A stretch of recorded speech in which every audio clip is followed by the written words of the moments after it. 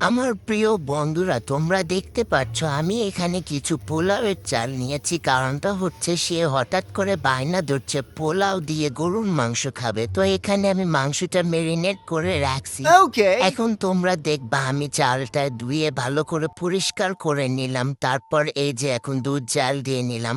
তো পাতিলে আমি ঘি দিয়ে একটু তেল দিয়ে চালটা বসিয়ে দিয়েছি ভাজার জন্য। আহা!